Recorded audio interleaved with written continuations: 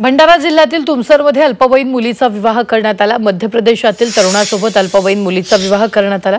तुमसर पोलिसात या संदर्भातला गुन्हा दाखल करण्यात आला।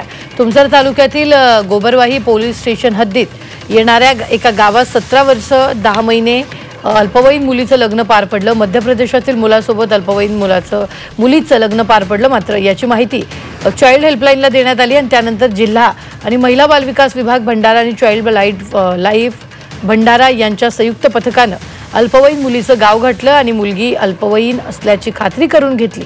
त्यानंतर अल्पवयीन मुलीचा विवाह 25 एप्रिलला पार पडल्याचं समजलं। त्यानंतर चौकशी करून संबंधित व्यक्तीविरोधात गुन्हा दाखल करण्यात आला आहे।